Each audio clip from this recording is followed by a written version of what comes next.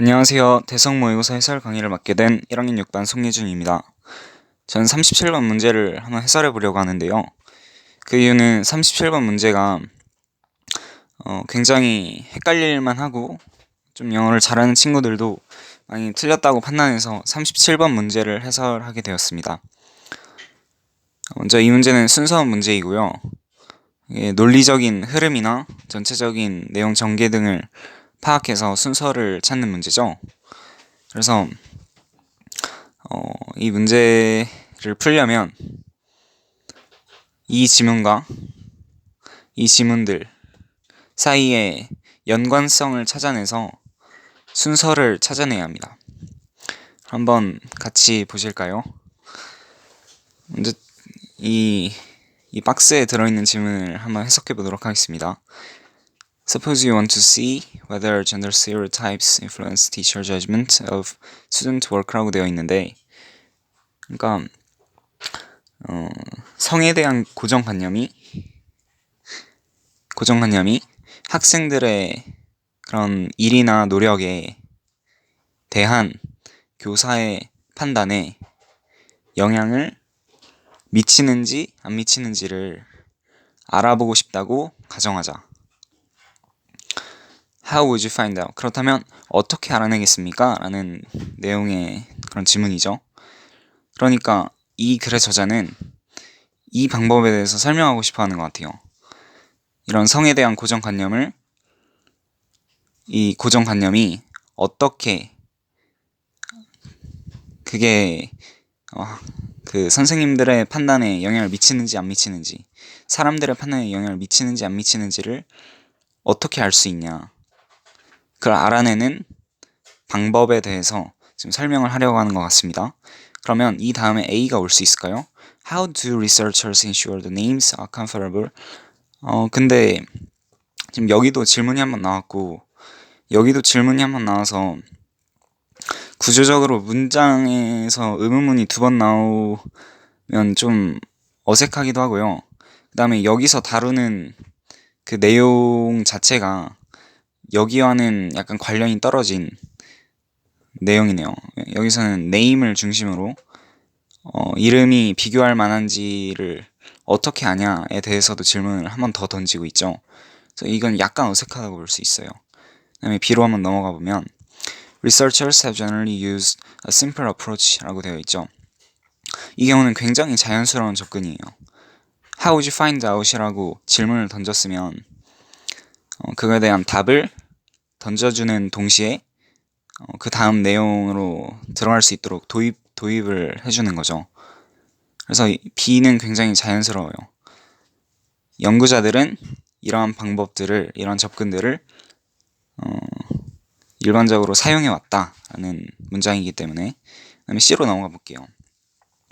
Dave then had participants assess its quality라고 되어 있는데, 여기서 it's가 뭘 의미하는지를 여기서 찾아볼 수가 힘들죠. 찾아보기가 힘들죠. 그러면 여기서 participants라고 되어 있는데 이거 역시도 갑자기 나와서 좀 내용을 이해하기가 힘든 부분이 있어요. 그러면 우리가 이제 알 수 있는 것은 이 박스 지문 다음에 바로 B가 온다는 걸 알 수가 있는 거죠. 1번이 되는 거예요. 그러면 여기서 1번하고 4번하고 5번은 지우게 되는 거죠. 자, 그러면 B를 한번 읽어봅시다. 이 연구자들은 일반적으로 이런 간단한 접근을 사용해 왔어요. 그 접근이 뭐냐면요. They've given essays to groups of participants. 그러니까 참가자들의 그룹에 에세이를 준 거죠. 뭐라고 하면서 telling some of them the essay was written by, say, John and others that it was written by Jane. 그러니까 그 몇몇 사람들에게는 이 에세이는 존이 썼어요 라고 말하고, 다른 사람들에게는 이 에세이는 제인이 썼어요 라고 말한 거죠. 자, 그 다음에 이런 상황에서 A가 오는 게 적절한지 아니면 C가 오는 게 적절한지 한번 판단해 봅시다. 이제 이 문장 다음에 A가 온다고 쳐봅시다. 그러면 존이나 제인이라는 사람한테 이걸 썼다고, 그런 사람들이 이걸 썼다고 말을 했대요. 다음에 How do researchers ensure the names are comparable? 그렇다면 그 연구자들은 이 이름들이 비교할 만한지 어떻게 알 수 있나요? 이거 언뜻 보면 굉장히 자연스러워 보여요. 그래서 많은 학생들이 이 지문 다음에 이 지문, 그리고 이 지문, 이 지문 해서 2번을 많이 골랐을 텐데, 근데 내용적인 측면에서 좀 더 엄밀하게 들어가 볼게요. One way is to choose pairs of male and female's name that are as similar as possible. Mike, 뭐 이런 내용이네요. 한 방법은 그러니까 이름이 어떻게 비교할 만한지 알 수 있는 한 방법은 여자 남자 이름을 가져오는 건데, 굉장히 비슷한 이름들을 가져오는 거래요. 마이클, 뭐 미셸, 파울, 파울라, 뭐 이런 이름들이죠.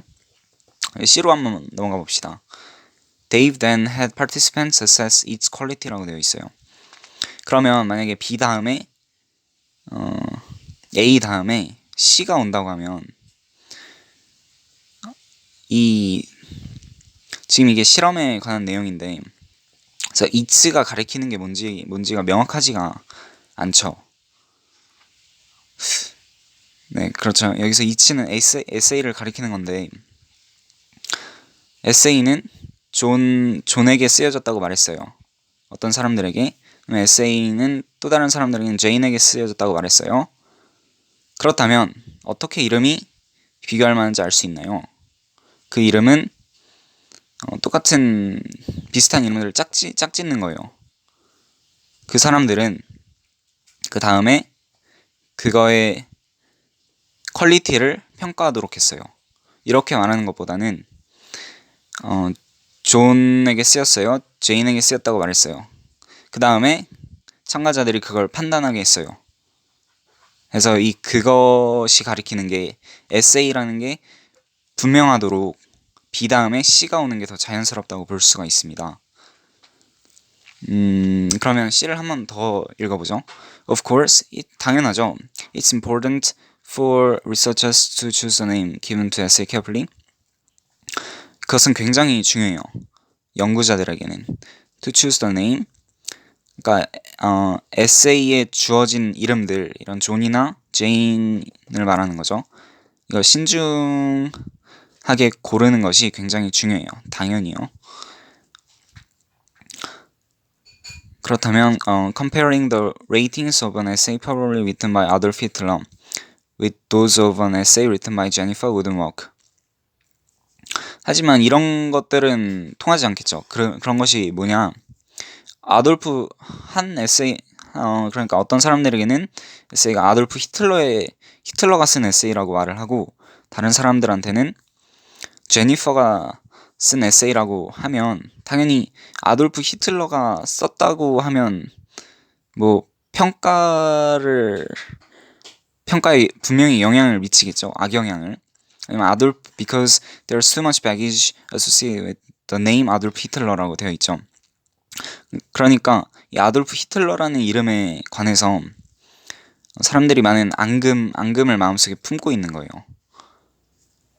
그렇다면 그 다음에 A로 넘어가면 아돌프 히틀러 How do researchers ensure the names are comparable?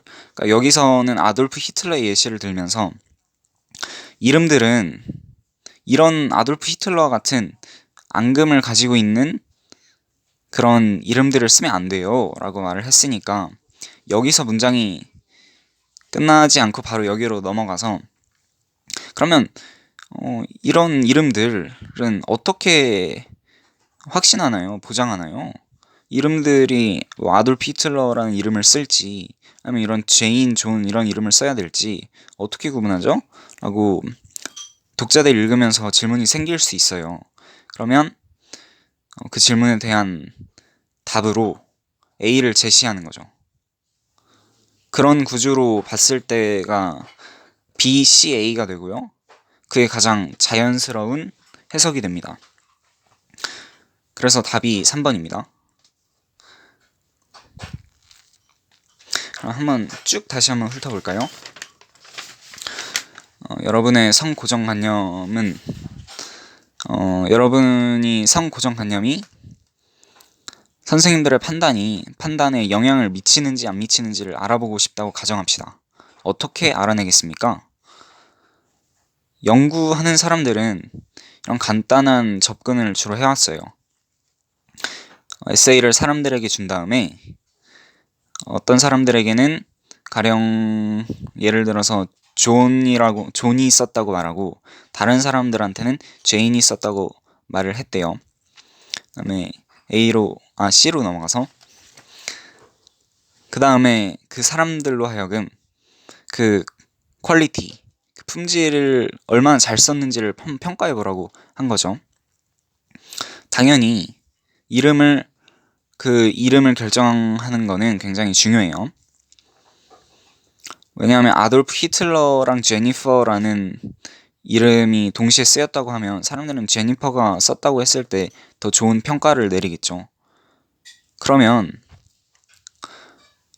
어떻게 그 이름이 좋은지 안 좋은지를 판단하나요?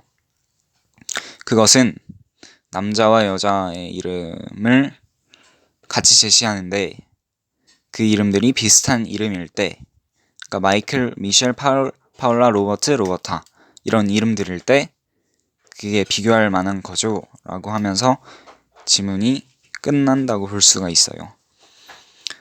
물론 여기까지만으로 지문을 마치면 좀 어색할 수 있는데 제가 봤을 때는 이거는 긴 글에서 앞부분만 잘라서 가져온 글이 아닐까 생각이 드네요. 이상으로 10월 모의고사 해설 강의를 마치고요. 혹시 질문이 있다면 1학년 6반 송예준에게 물어봐 주시면 감사하겠습니다. 이상입니다.